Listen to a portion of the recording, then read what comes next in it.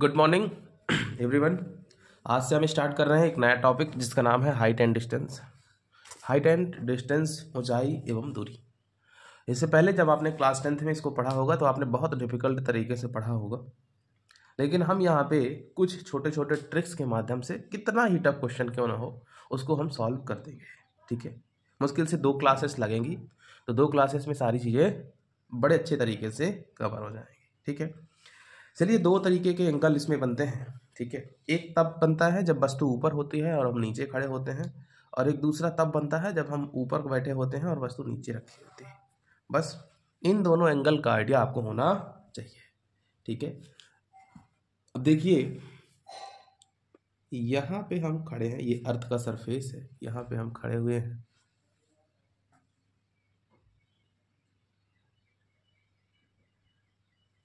ठीक है, यहाँ पे हम खड़े हुए हैं और ऑब्जेक्ट कहीं यहाँ पे है। यहाँ पे देखिए ऊपर एक वस्तु रखी हुई है। जब एक वस्तु ऊपर रखी हुई है, अगर हम इसको नीचे से ऊपर देखेंगे तो क्या होगा,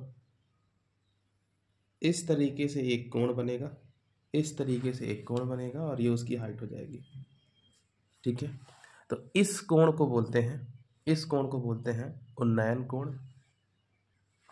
ठीक है, तो आप देख पा रहे होंगे कि ऑब्जेक्ट यहाँ पे रखा हुआ है, और जब ऑब्जेक्ट यहाँ पे रखा हुआ है और हम यहाँ पे खड़े हैं तो हम देखते हैं तो हमको जो है, अगर हम बोलें कि ये हमारी आई है, हम यहाँ से देखना स्टार्ट कर रहे हैं तो किस तरीके से चीज़ें बदलेंगी ये हमको जो है जानना है।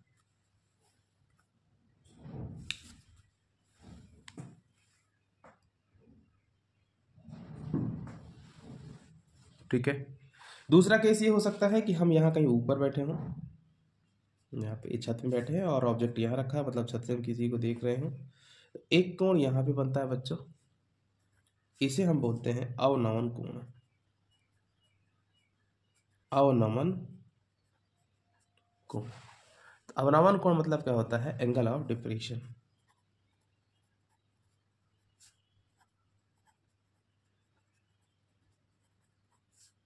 Angle of depression. ठीक है, आगे बढ़ जाते हैं। 2 चीज़ें आपने सीख ली। अब पहला कॉन्सेप्ट ये है बच्चों, और उस कॉन्सेप्ट के माध्यम से चीज़ें हमको, कॉन्सेप्ट कहो या ट्रिक कहो, जो भी कहो, उनके माध्यम से अपन चीज़ें सीखने की कोशिश करते हैं। ठीक है,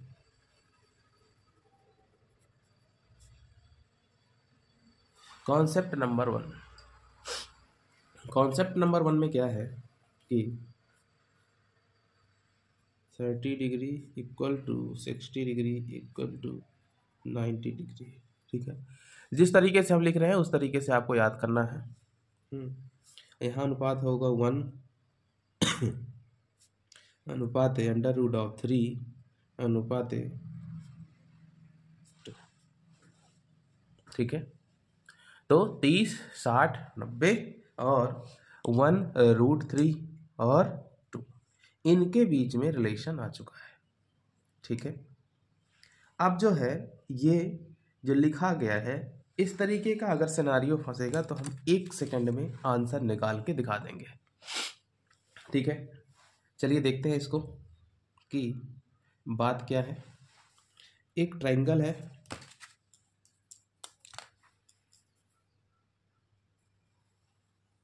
एक ट्रायंगल है,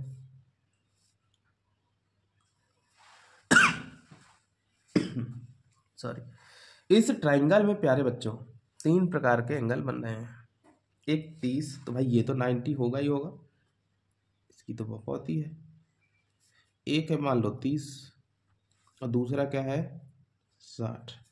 30 है, 60 है और 90 है, तो कहानी किस तरीके से चलेगी कि 30 के सामने वाली जो भुजा होगी उसको 1 मानेंगे हम। ये 30 है, इसके सामने वाली भुजा यही है, हम इसको 1 मान लिए।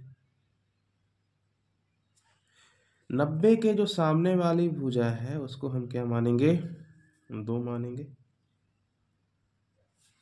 और जो 60 के सामने वाली भुजा है उसको हम क्या मानेंगे, √3। क्या मानेंगे बेटा, √3 मानेंगे। समझ में आया?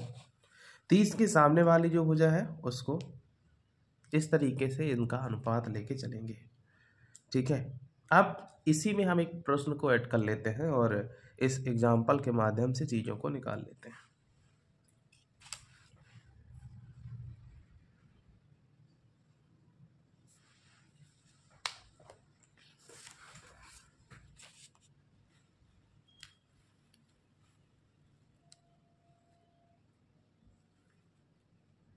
चलो, क्वेश्चन ये है कि हम थ्योरी नहीं लिख रहे हैं, सीधे एक न्यूमेरिकल बना रहे हैं।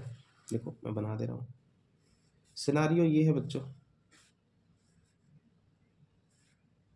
कि ये 90 डिग्री है, ये 30 डिग्री है और एक बिल्डिंग है, इसकी हाइट है 15 मीटर, ठीक है। तो जब इसकी हाइट 15 मीटर है और हम यहाँ से देख रहे हैं, ठीक है, और हमारे देखने से 30 डिग्री का एंगल बन रहा है, तो प्रश्न ये पूछा जा रहा है कि भाई ये वाली डिस्टेंस कितनी होगी, ये वाली डिस्टेंस कितनी होगी। तो या तो आप प्रीवियस मेथड से जाओ, या तो आप प्रीवियस मेथड से जाओ, tan लगाओ, cot लगाओ और परेशान रहो, या फिर आप जो हम बता रहे हैं उस तरीके से जाइए। ये होता है 30 के सामने वाला, ध्यान करो 30 के सामने वाला कितना होता था, डायग्राम बना हुआ है 1।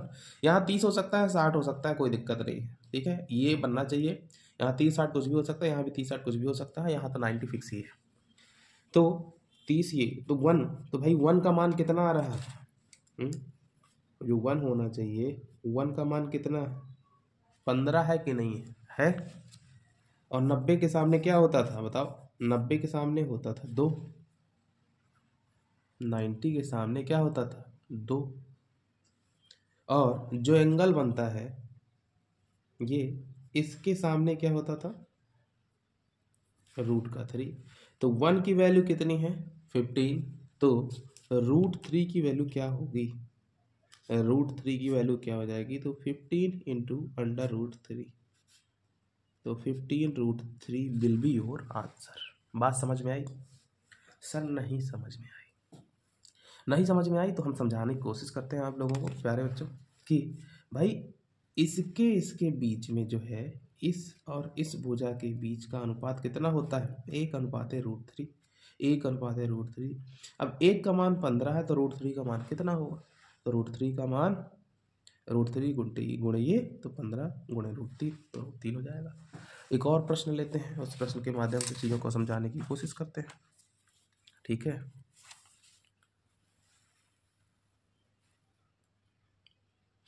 चलिए आगे बढ़ते हैं। प्रश्न दूसरा ये कहता है कि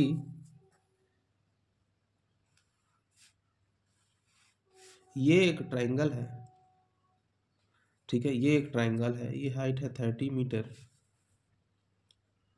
ये हो गया y और ये हो गया x, ठीक है, और ये एंगल कितना हो गया 30 डिग्री। और जब ये एंगल 30 डिग्री हो गया तो हमको क्या करना है, इसकी वैल्यू पता करना है, तो हमको x और y की वैल्यू को पता करना है, x का मान कितना होगा, y का मान कितना होगा। तो भाई देखो ये अंडरस्टूड है कि ये 90 डिग्री होगा, ये भी अंडरस्टूड है कि ये कितना होगा 60 होगा, क्योंकि त्रिभुज के तीनों कोणों का योग कितना होता है 180 अंश।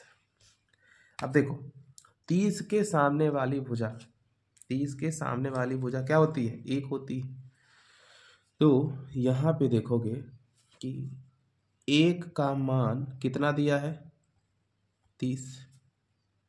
अब 60 के सामने वाली भुजा होती है y और उसका मान कितना होता है √3। 90 के सामने वाली भुजा है यहाँ पे x और उसका मान कितना होता है 2। तो भाई जब 1 का मान 30 होता है तो √3 का मान कितना हो जाएगा 30 गुणे √3। 2 का मान कितना हो जाएगा 30 गुणे 2, तो ये 30 √3 और ये हो जाएगा 60। यही आपका आंसर हो जाएगा। बात समझ में आ गई? इतना आसान है, क्या है, इतना आसान है। अच्छा दूसरा जो हम बता रहे थे उसको भी हम करा देते हैं कि मान के चलिए प्यारे बच्चों ये एक ट्रायंगल है, ठीक है, जिसका ये वाला एंगल है 60 डिग्री, इसकी हाइट दी हुई है 30 मीटर, ठीक है, हाइट दी है 30 मीटर। अब हमको जो है ये वाली वैल्यू पता करनी है, ठीक है। तो कहानी बदलेगी थोड़ी, कहानी बदलेगी थोड़ी भाई। ये 60 है तो ये तो 90 होता ही है, और ये कितना होगा, ये 30 होगा, कितना होगा, ये 30 होगा। और जब अपन इसको सॉल्व करते हैं तो हमको क्या मिलेगा, हमको मिलेगा ये कि देखो 60 के सामने, तो 60 के सामने क्या होता है, √3। तो यहाँ पे √3 की वैल्यू कितनी दी है, 30। और 30 के सामने क्या होता है भाई, 30 के सामने ये x कहाँ पे है, 30 के सामने ना है, ठीक है। तो 30 के सामने क्या होता है, 1। तो 1 की वैल्यू क्या होगी, तो 30 डिवाइड बाई √3, 30 डिवाइड बाई √3, ये आ जाएगा। अब इसको और सॉल्व करना हो, वैसे तो ये भी आंसर है, तो इसमें कर सकते हो 10 × 3 बटे √3, ठीक है। और ये जब देख भाई √3 को 3 को हम क्या लिख सकते हैं, √3 इंटू √3, ठीक है। तो 10 √3 आंसर आ जाएगा। एक √3 से एक √3 कैंसिल हो जाएगा, काम बन जाएगा। बस यही पहला फंडा था कि जब हमको बस इसको याद रखना है, 30, 60 और 90 को याद रखना है। अगर ये याद नहीं है तो कहानी गड़बड़ हो जाएगी, आपको ये याद रखना पड़ेगा। कॉन्सेप्ट दूसरा, जब हम दूसरे कॉन्सेप्ट की बात करते हैं प्यारे बच्चों, तो यहाँ पे हम देखते हैं 45 डिग्री, 45 डिग्री और 90 डिग्री। तो इनका जो अनुपात होता है 1:1:2। बस इस तरीके का जुगाड़ हमको यहाँ पे यूज करना पड़ेगा, ठीक है।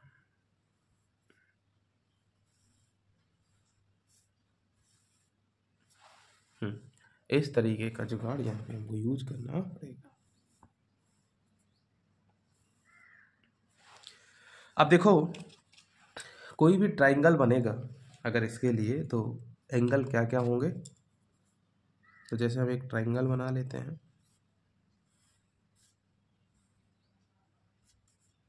ये 45 डिग्री हो गया, ये सॉरी ये 90 डिग्री हो गया, ये 45 और ये 45, ठीक है। तो ये हो जाएगा 1, ये हो जाएगा 1, और ये क्या हो जाएगा, √2 हो जाएगा, ठीक है। बस कहानी ख़त्म। अब इसी तरीके से प्रश्न सॉल्व हो जाएंगे। एक छोटा सा एग्जाम्पल ले लेते हैं, उसके बाद कुछ प्रश्न करा देते हैं।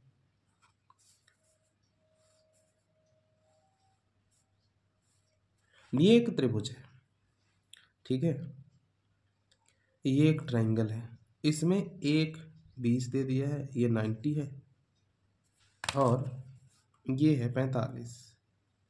तो ओबियस सी बात है ये भी कितना होगा, 45, ठीक है। अब भाई एक बात बताओ, यहाँ पे इस 45 के सामने एक, इस 45 के सामने एक, और 90 के सामने √2 आएगा।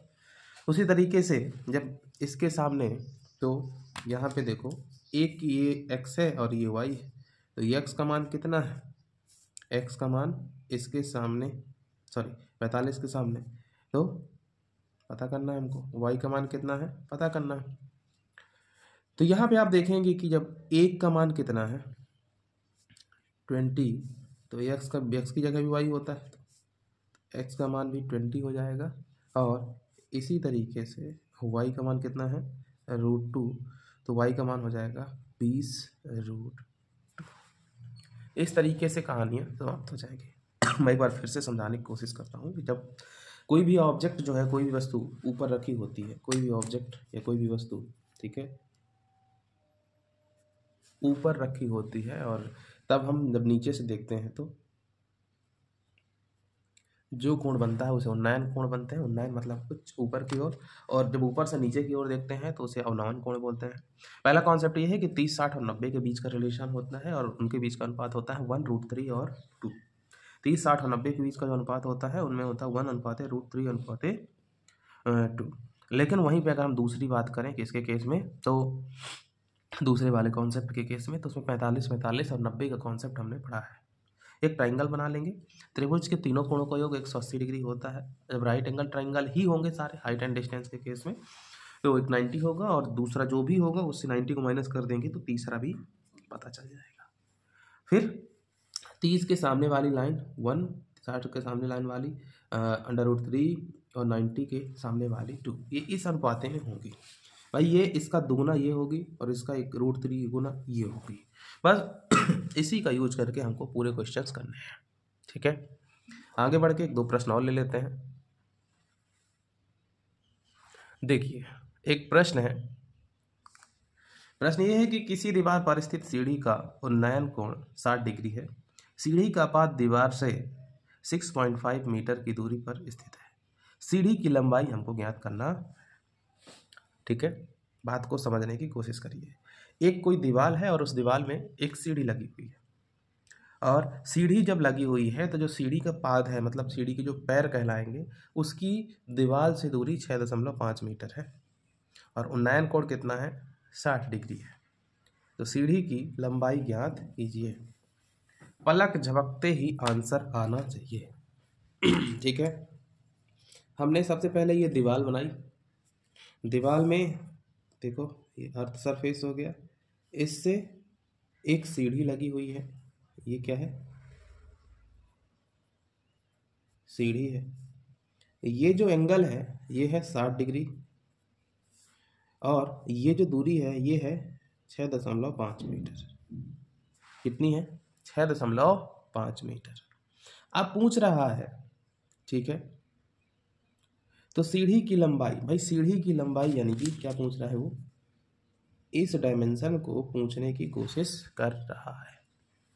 जब आप जानते हैं कि एक 60 है तो अपने आप दूसरे 90 होगा, एक तो 90 होगा ही होगा और ये दूसरा अपने आप क्या हो जाएगा, 30 हो जाएगा। यहाँ तक कोई प्रॉब्लम नहीं है। ठीक है, जब यहाँ तक कोई प्रॉब्लम नहीं है और हम आगे बढ़ते हैं तो सेम वही जुगाड़ बन गया। 60, 30, 90 का कॉन्सेप्ट। आप कॉन्सेप्ट लगाइए कि भाई 60, 30 और 90 में जब होता था तो 90 के सामने क्या था, 60 के सामने √3, 90 के सामने 2 और 30 के सामने 1। यहाँ किसका मान दिया है, तो भाई यहाँ 30 की वैल्यू दी हुई है और 30 के सामने 1 होता है। तो यहाँ 1 की वैल्यू कितनी दी है, 6.5 मीटर। अब हमको किसके सामने का पूछ रहा है, 90 के सामने की वैल्यू पूछी जा रही है। और जब 90 के सामने की वैल्यू पूछी जा रही है तो भाई 90 के सामने तो 2 होता है, इसीलिए जब 1 का मान इतना है तो 2 का मान कितना होगा, भाई 2 गुना होगा। 6.5 × 2 = 13 मीटर। ये लो आंसर आ गया। इतना आसान हो जाएगा अगर तुम कॉन्सेप्ट से चलोगे तो, नहीं तो फंसे रह जाओगे बेटा। ठीक है।